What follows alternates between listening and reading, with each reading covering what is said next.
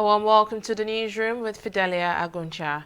President Muhammadu Buhari is holding a virtual meeting with governors elected on the platform of the All Progressives Congress. The meeting is taking place at the Council Chamber of the Presidential Villa, Abuja.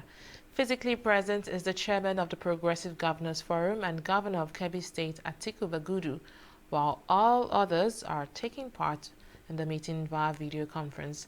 Also in attendance is Vice President Yemi Oshibajo, Secretary to the Government of the Federation, Boss Mustafa, and the Chief of Staff to the President, Ibrahim Gambari. The agenda of the meeting is yet to be ascertained, but it may not be unconnected to the forthcoming governorship elections in Edo and Ondo State. The meeting temporarily adjourned about 11:40 a.m. to reconvene later this afternoon. The federal government has declared Thursday, July 30 and Friday, July 31st as public holidays to mark this year's Eid al-Kabir celebration. This was disclosed in a statement issued on Tuesday by the Permanent Secretary, Ministry of Interior, Georgina Ehura. According to that statement, Minister of Interior Rauf Arigbeshala congratulated Muslim faithful and all Nigerians, both home and abroad, on the occasion.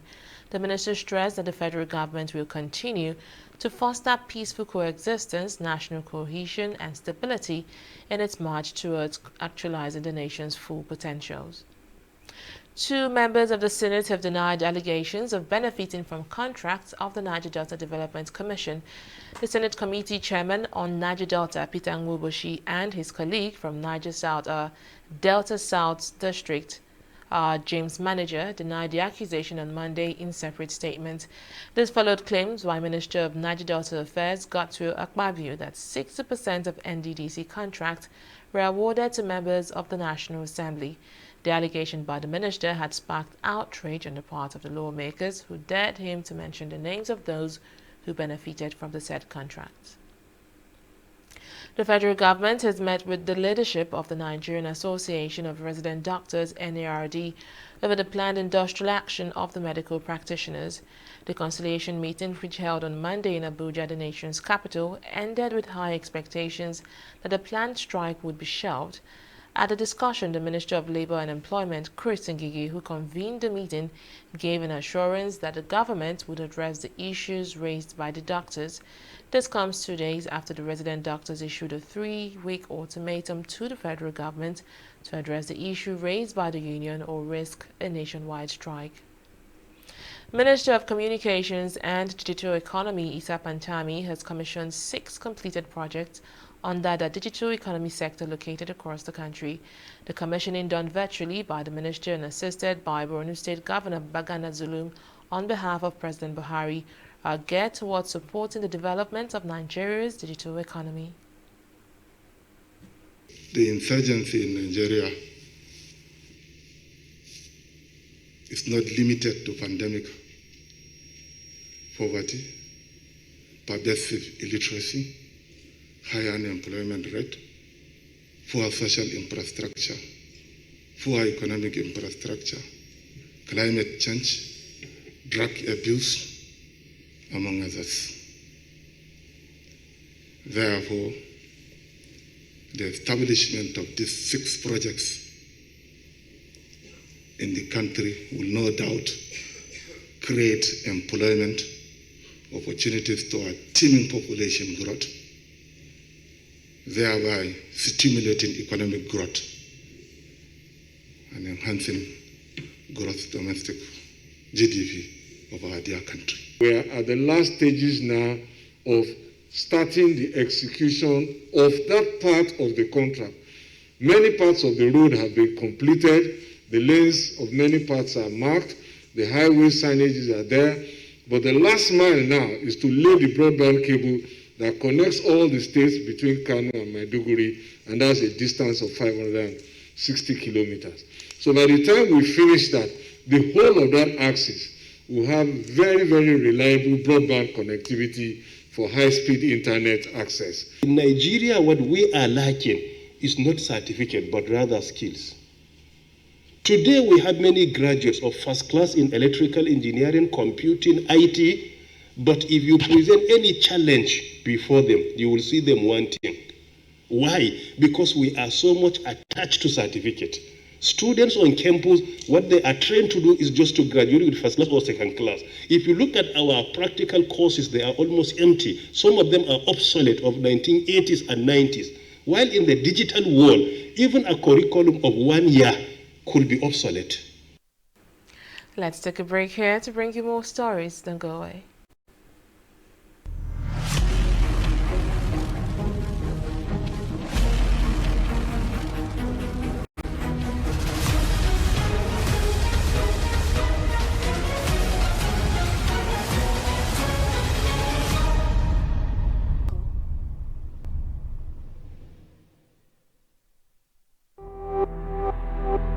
James, I don't know. You need to answer your call. This. Hello. Is this Mr. Peter? I'm calling from the NCDC. Your friend, Mr. James Okripocha, was brought in this morning and tested positive for the coronavirus. He mentioned that he had been in close contact with you. God forbid bad thing. Sir, I am not saying that you have the virus, but you have spent some time with him over the past 14 days and it is better if you self-isolate immediately. I don't know any James at all. Even only James in the Bible that I know as a good Christian. Sir, he showed us pictures. Now, wow. If you have come in contact with someone who has tested positive for the coronavirus, self-isolating is key to protecting those around you. Remember, viruses don't move, people do. Stopping the spread is in your hands. This message is from the Akinfade Foundation in partnership with the National Orientation Agency with support from MacArthur Foundation.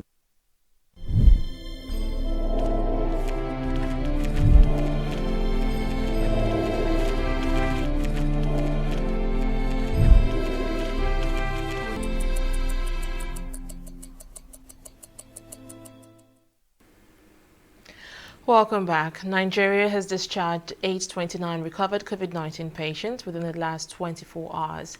This is the country's highest figure of daily recoveries, yet it brings to 18,203 the total number of recovered patients across the 36 state and federal capital territory, Abuja.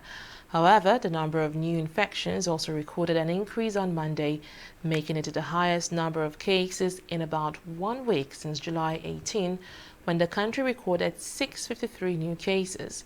According to an update by the Nigeria Center for Disease Control (NCDC) on Monday, 648 new samples tested positive in 20 states and the FCT.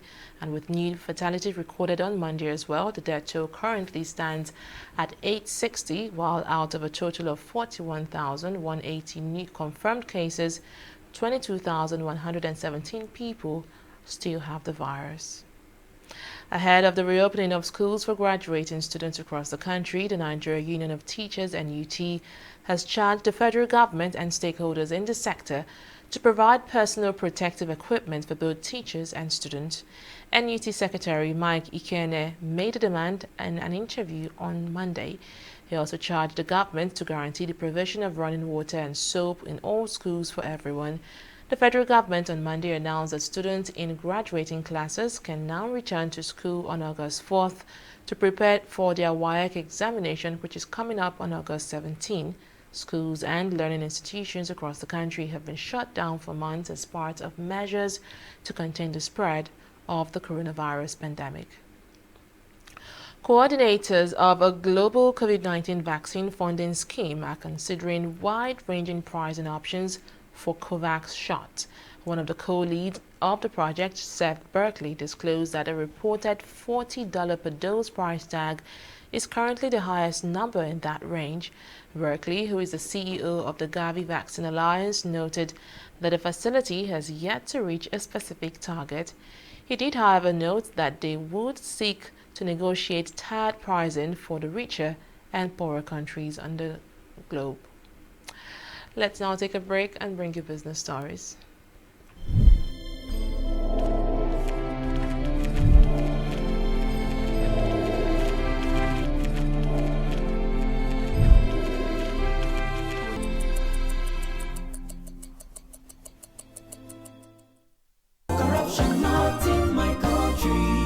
Hello?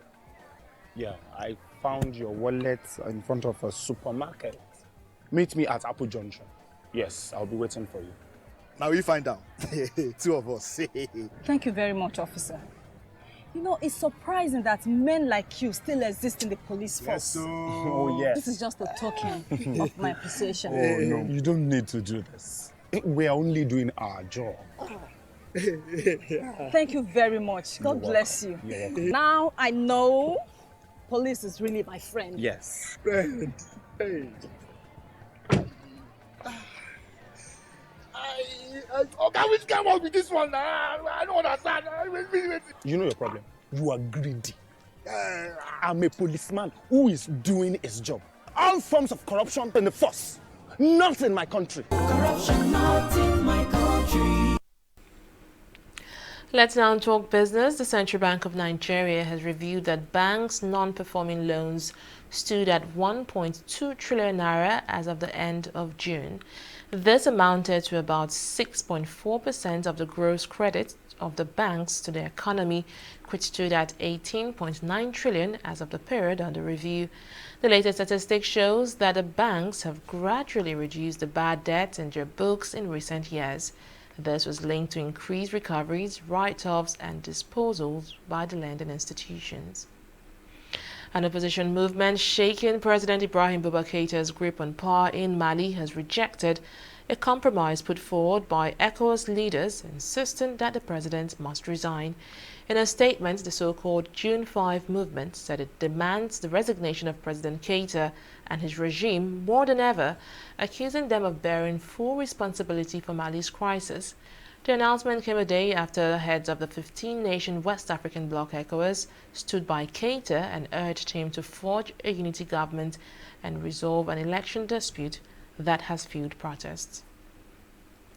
The governor of Rivers State, Nyesom Wike, has approved a total regrassing and rehabilitation of the main bowl football pitch and the 2 training pitches of the Adokiye Amesi Amaka Sports Complex. The move, which is in preparation for the state-owned Rivers United CAF Champions League campaign for the 2020-2021 season, among other high-profile matches, is expected to be delivered towards the end of August. According to the Rivers State Commissioner for Sport, Buma Iyaye, the governor of the state is leaving nothing to chance in ensuring that Rivers United has the best of facilities for the continental campaign. He emphasized that the regrassing and rehabilitation of the football pitches demonstrate the governor's commitment to the upgrade of sports centers in Rivers State. And that's the latest from the newsroom at this hour. Thank you so much for watching.